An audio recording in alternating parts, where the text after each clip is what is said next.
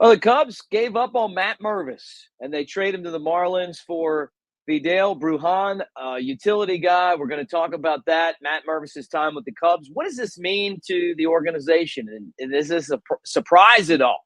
Right here on the Cubs baseball channel. So thank you guys for hanging out. Like, subscribe, thumbs up. Let's get this thing started. Let's talk about this trade. Not a blockbuster, but a trade made by the Cubs.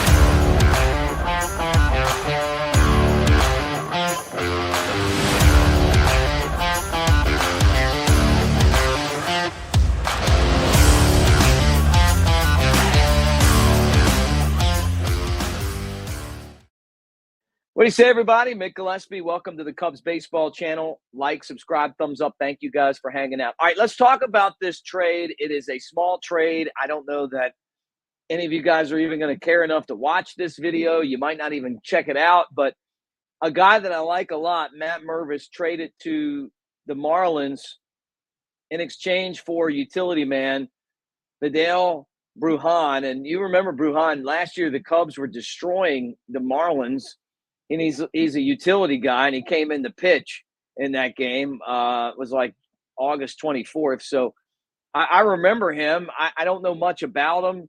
5'10", 180, good defender from the Dominican Republic. Really can't hit. His best batting season was last year, and he hit 222 in 102 games. So he had 55 hits and 248 at bats. But he's a defensive guy. He's a utility guy. Can play shortstop, second base. Can play the outfield. And for the Cubs, I think that it was just time to make a move on Mervis, because once they went out and traded for Michael Busch, there really wasn't a spot anymore for Mervis. And look, I'm going to be honest with you. I'm pretty hard on the Cubs sometimes when I don't think they do things the right way. And I like Mervis. He's a really good guy. He hit so well in the minor leagues. Maybe the Cubs could have slowed down his progress. You remember he was one of those guys that wasn't drafted because of COVID. Cubs signed him out of Duke, and he just ascended right up through the system. And they pushed him to AAA, and then he got to the big leagues, and he struggled a lot. I feel like with him, the Cubs gave him a lot of chances. And it's one of those deals where you look at him and you're going, this guy has a ton of potential, but, the Cubs weren't really, patient, and I don't blame them. I mean, I really like Mervis. I'm just telling you, like, he got opportunities in the big leagues, and he just didn't take advantage of them. And then when they traded for Busch, Busch got up there and took care of business. So, it really made him expendable. He could be one of those guys that the Marlins are getting, like Justin Bour, who left the Cubs and went to the Marlins and became a really good player. But Bruján is not someone that you're looking at and going, okay, this is a difference maker. I mean, he's hit 2 home runs in his career, and 5 home runs in his career and 40 runs batted in. But he gives you a utility option. I wonder if this guy's really going to stick on the Cubs major league roster this year, because I kind of feel like these type of players are really holding back the Cubs when it comes to developing their best players. So their best asset, the minor league players. So, but it wouldn't surprise me. I mean, like, how many times last year did you look and go, okay, so Miles Mastrobuoni, okay, so we got him on the big league team, and Patrick Wisdom, we got him on the big league team, and we're like sitting all these guys in the minor leagues that we're trying to see if they're stars or not, or what we're going to do with them. So I feel like that this is kind of along the same lines. But let's talk more about Mervis. Mervis got a great opportunity with the Cubs in 2023. You look at it, he had 90 at bats, just under 100 plate appearances, 27 games, and he hit 167.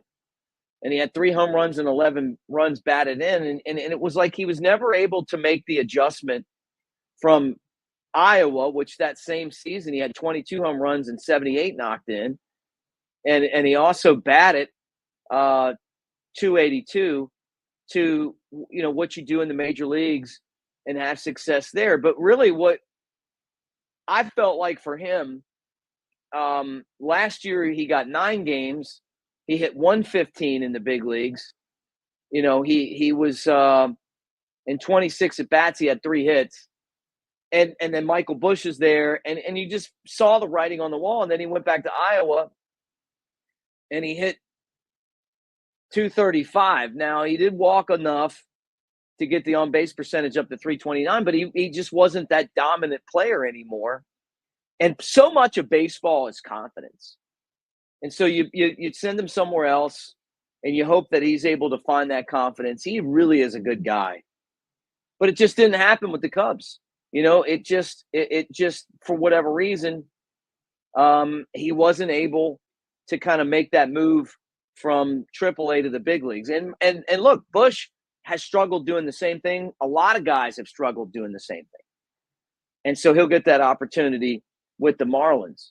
And, but as far as the Cubs return goes, I'm wondering to myself, is this one of those guys that they get and then they don't even keep, and you've seen them make trades like this before, but this wasn't a deal that I'm looking at and going, hey, the Cubs are going to make a move here and they're going to bring this guy in and then he's going to be a regular on the team. But guys like Vidal Bruján are really crucial on teams that win. Just being able to have the depth to go and bring somebody in a game and they can play the infield. Most importantly to me, it's shortstop. Having somebody that can come in and play shortstop, because not a lot of guys can play shortstop and defensively be good at it, and then put them in the outfield, second base. I don't think that's going to be an issue in this organization. But to me, Bruján being able to kind of be that guy that they focus around. I don't know what's going to happen. I'm not 100% convinced that he's going to be on the big league roster when spring training happens. But Cubs get something back for Mervis, and I wouldn't be surprised if he's not the next Justin Bour, where you turn around and he ends up being a pretty good player. There's going to be a lot less pressure in the Marlins organization and then, in the big leagues for the Marlins than you'd have at Wrigley Field with the Cubs. And not everyone can handle that. And that's another part of this that you look at and you go, man, that's one of the tough things about playing for the Cubs is that we have an enormous fan base and our fans care. And results matter when it comes to Cubs. Not the big trade that we're kind of looking at right now to try to figure out what we're going to do Cubs-wise as far as ace pitching, but a small trade, one that we might look back and go, hey, you know what, the Cubs gave up Matt Mervis, and they didn't get a whole lot in return, or maybe they get a player back in Bruhan that you look at and go, hey man, this guy really helps out a lot. Sometimes players that don't put up huge numbers make an impact, and it's a lot of the stuff they do running the bases and filling in and playing great defense that help your team win. Some of those guys are great in the clubhouse, so we'll see what happens in this deal. But anyway, you guys tell me what you think. Still watching for top-notch pitching. Cubs were never in it on Corbin Burns. We got into that yesterday. He ended up signing with the Diamondbacks. Could there be a trade in the mix? Some people were still talking about trading Owen Casey for an ace. I wouldn't trade him if I was the Cubs, but that's just me. But we'll get into all that on shows coming up. Like, subscribe, thumbs up. Thank you for being here. Appreciate all of you guys, and go Cubs. We'll talk to you again tomorrow.